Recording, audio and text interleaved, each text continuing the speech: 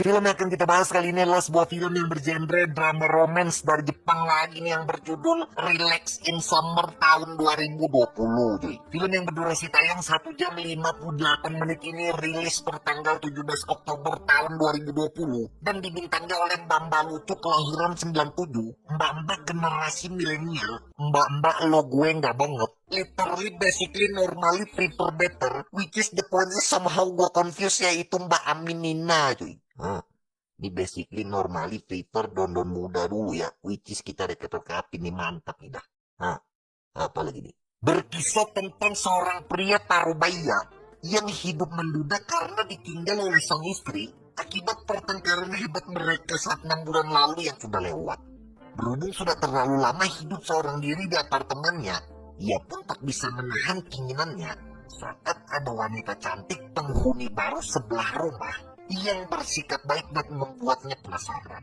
Apakah yang akan terjadi kepada tetangga cantik pria ini? Dia mencerita. Penasaran gimana lu cerita dari film ini? Siapkan cemilan kalian langsung.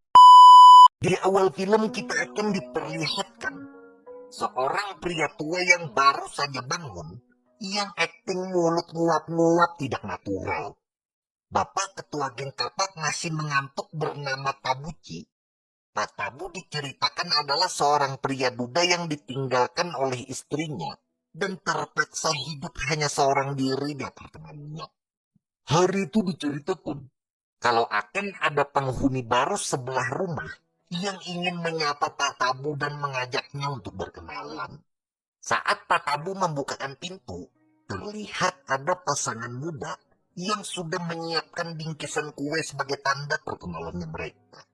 Mas-mas kacamata badan minimalis bernama Kocan dan mbak-mbak lucu lumayan mulus, lumayanlah bernama Minina. Setelah menerima bingkisan dan membuka bungkus biskuit perkenalan, Pak Tabu yang dinding apartemennya tipis karena semen bata mahal waktu rekonstruksi pembangunan.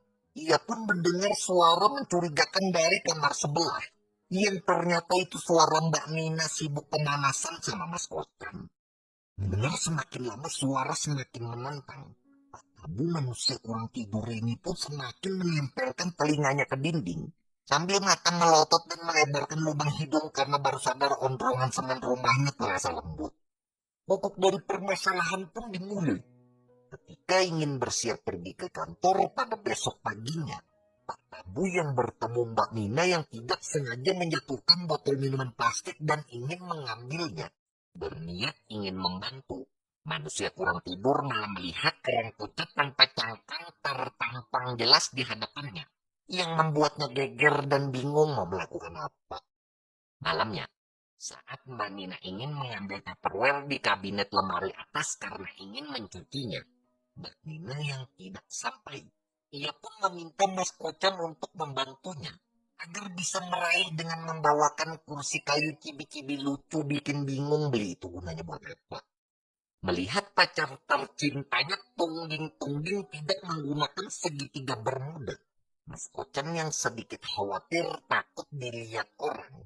Ia pun bertanya kenapa Mbak Nina suka nggak pakai celana dalam. Dengar hal itu, Mbak Nina pun menjelaskan kalau ia tidak suka memakai celana dalam karena itu membuat kulitnya iritasi meradang akibat terlalu sensitif.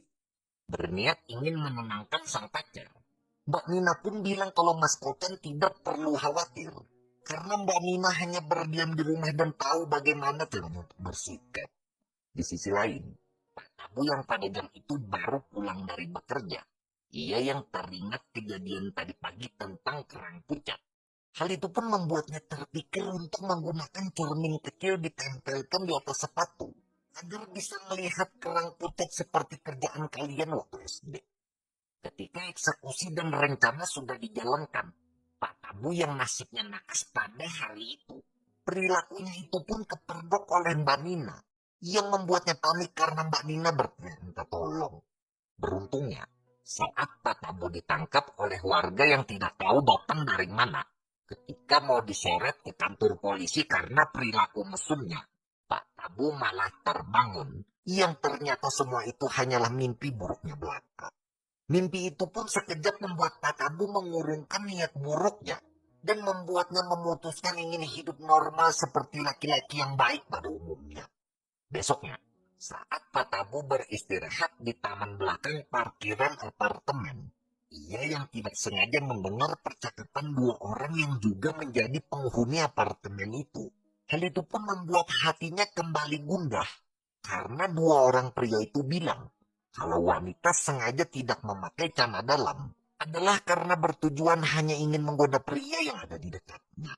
Saat Pak Tabuci pulang dari bekerja, ia pun dikejutkan oleh bel yang tiba-tiba berbunyi, yang dimana itu adalah Mbak Nina yang panik karena ada kecoa di kamarnya, dan meminta tolong ke Pak Tabu karena Mas Kocan belum pulang ke rumah.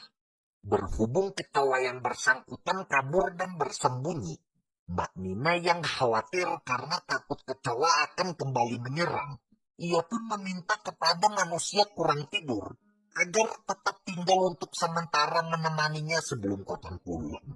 Berhubung Pak Tabu baik mau menemaninya, Mbak Nina pun berinisiatif membuatkan teh untuk Pak Tabuci dan meminta tetangganya itu untuk duduk menunggunya di sofa. Melihat kerang laut putih albino tanpa cengkeng lagi-lagi tertampang di hadapannya, Pak Tabuci pun langsung bergegas nobar dan fokus demi memperhatikan fenomena binatang laut yang bergerinjal-gerinjal bergesekan dan melipir-lipir arah ke samping. Tertahan dengan keadaan itu, dengan kekuatan indera perabanya, Pak Tabuci pun langsung bergegas merangkak merayap untuk mendekat agar bisa sedikit icip-icip kerang laut polosan daging mentah. Besoknya, terlihat Pak Tabuci datang mengetuk rumahnya Mbak Nina dan tiba-tiba meminta izin apa boleh masuk ke dalam sebentar saja. Pak Tabuci yang diizinkan masuk ke dalam rumah, ia pun bilang kalau niatnya berkunjung ke rumah Mbak Nina pada hari itu, karena ia sangat menyesal akan perbuatannya kemarin dan ingin meminta maaf. Melihat pemimpin geng kapak kungfu hasta setelah tua bersujud meminta maaf, Mbak Nina pun langsung gak enak hati dan menyuruh manusia kurang tidur untuk bangun dan bersikap biasa. Akan tetapi naasnya, lagi-lagi, Pak Tabu yang melihat kerang pucat jeli-jeli keluar menampakkan wujud aslinya. Ia yang tahu kalau Mas Kocan sedang bekerja dan tidak berada di rumah hari itu. Pak Tabu pun menjadi gemas dan langsung menyedot ubur-ubur transparan lalu cangkul-cangkul gergaji. Sedot menyedot pupuk masak asam kepiting bawah pasir pun terjadi berulang-ulang. Sambil bibir monyong-monyong letih bolak-balik atas bawah melipir ke kiri dan ke kanan. Berhubung sudah kecanduan tutut tumis masakan Sunda yang ia sedot-sedot setiap harinya, Tabu yang ketagihan. Hal itu pun membuatnya bolos kerja dan berpura-pura sakit karena tidak tenang akibat memikirkan apa perangi berkuasa. Keberuntungan manusia kurang beristirahat ini pun tak berhenti sampai di situ. Sekejap bel rumahnya malah berbunyi, yang ternyata itu adalah Mbak Nina yang ingin memberikan paket yang dititipkan kurir kepadanya.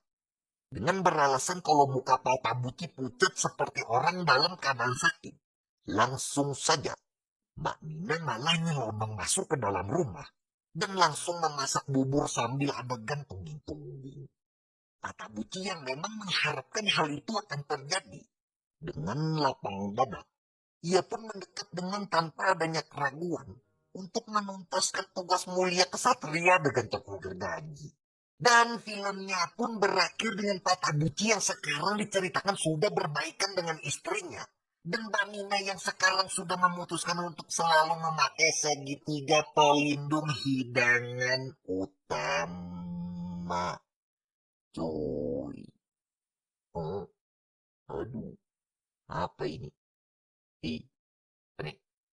Guys, mungkin segini aja ya untuk pembahasan film Asia kali ini ya. Jadi buat kalian yang pengen nonton film Rukia, kalian langsung aja search nonton film FSNI strip 895 di Google Chrome deh. Dari film ini kita bisa belajar, nah mantap nih film apa aja ada pesan moral terus ya. Semua tindakan yang orang lain lakukan terhadap hidup kita sebenarnya adalah bentuk dari apa yang sudah kita lakukan terhadap diri kita. Kita sebagai manusia, baiknya belajarlah untuk memperhatikan pakaian yang akan kita kenakan. Karena tindak kejahatan terjadi bukan karena hanya ada niat pelakunya, akan tetapi tapi juga karena adanya kesempatan. Waspadalah, waspadalah.